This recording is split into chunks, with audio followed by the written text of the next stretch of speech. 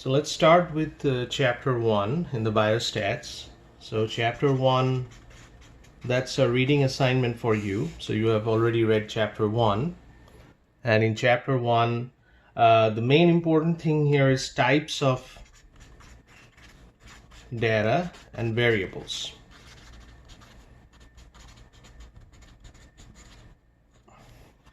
So when we are collecting data, we are collecting on variables.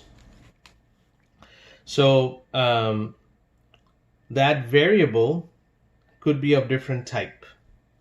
So mainly the variable are of two different types. So if I write here, when we collected the data on a variable, we are expecting that to be of two different types. One is called categorical,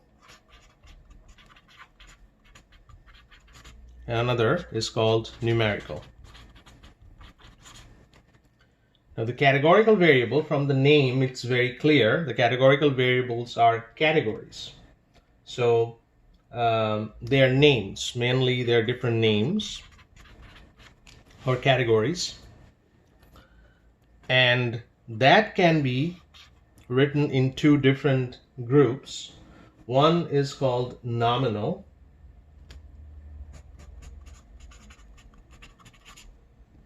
another is called ordinal.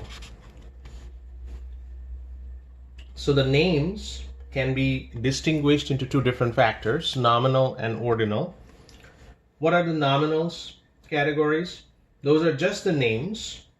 For example, if we talk about the method of disease transmission, that's in their book, the example given to you. So what are the different ways that disease can be transmitted?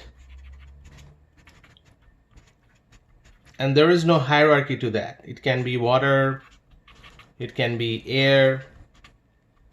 So this cannot be ordered. So nominal are the names that cannot be ordered. But for ordinal, there is a certain order to the names. For example, if I talk about the life stage, so the life stage that had certain order, for example, it can start with egg, and then larva, and then juvenile, and subadult, and adult. So there is a certain kind of natural order, a hierarchy that can be seen, and that's what it's called ordinal. But both are names. There is no numbers in there. Both are names. For numerical, these are numbers. But there are two different types of them. There are two for the numerical. One is called continuous, and the other is called discrete. So one is continuous, another is discrete. And from the name, it's pretty obvious. Continuous means the decimals attached to it. For example, height, weight. For discrete, there are no decimals attached to that point, so it's only can take discrete values, integer values, 1, 2, 3, 4, and so on. And the example could be the number of mates. That could be a discrete variable because it cannot be 1.5. It always be number of persons. That always be 1, 2, 3, and so on. So this is pretty much the type of variable that when we're collecting the data we are looking for, whether it's categorical, it's numerical. If it's categorical, what type of data, nominal or ordinal? If it's numerical, what type of data, continuous or discrete? And this is what we are doing for the very chapter 1. That's the most important part. The homework problem I asked in your group assignment, I posted a group assignment there, and group assignment 1, the first few problems, I think the first 3 problems you should be able to do, and those first 3 problems are from chapter 1. So you should be able to do the first 3 problems from the homework. Now the next, we move on to chapter 2, and that will be about a graphical representation. So displaying data, meaning that we have different ways of graphically represent the data, and depending on what type of data it is, for example, if it's a discrete data or it's categorical, meaning names,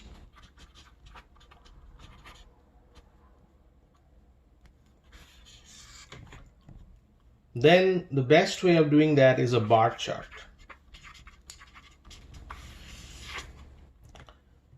And there is an example in your book 2.1a. It's talk about the causes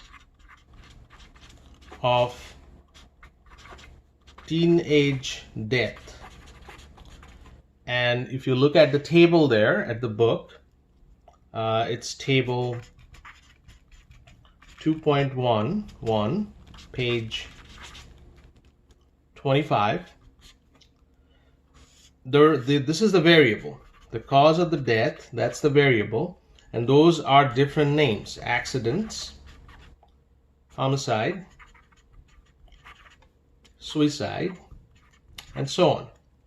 And this is what we call a frequency. So it's counting how many numbers are accidents and homicide and so on.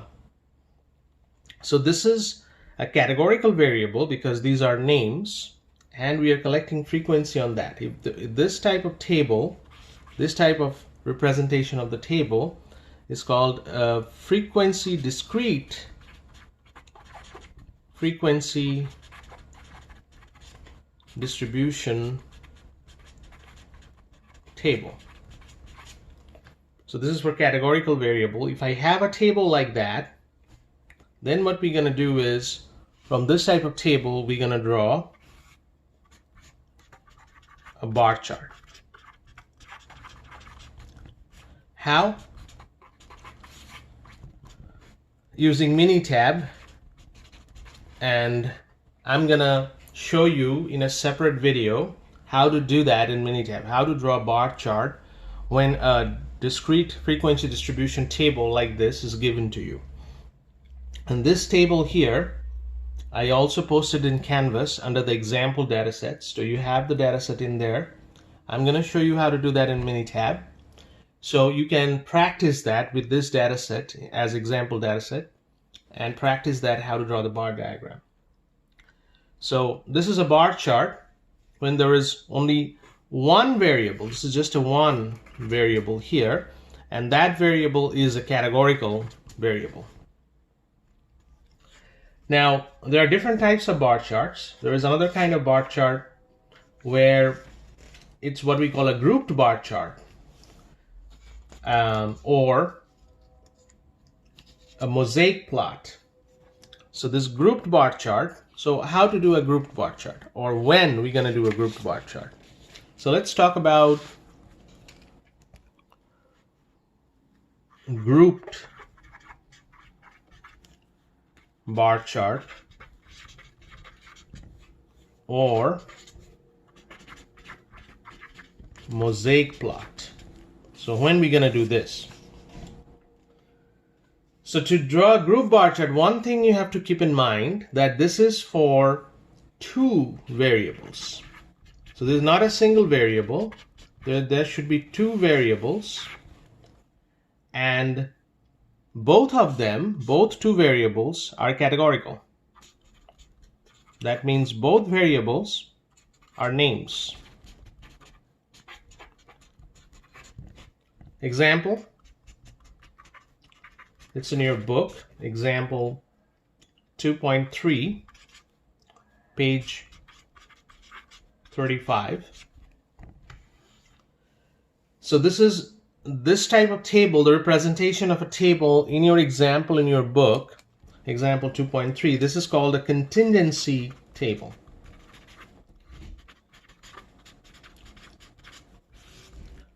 And this is a 2 by 2, meaning there is a 2 rows and 2 columns to this contingency table. So I'm just drawing a contingency table right here.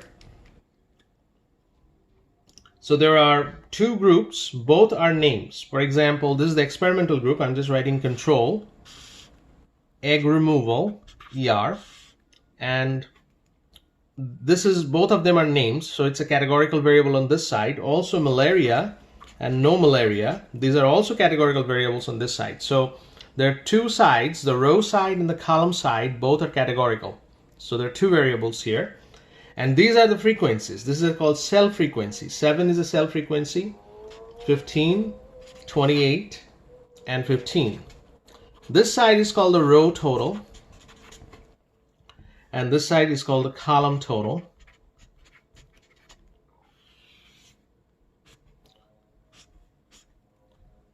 So the row total here is 22 and 43. Column total here is 35 and 30.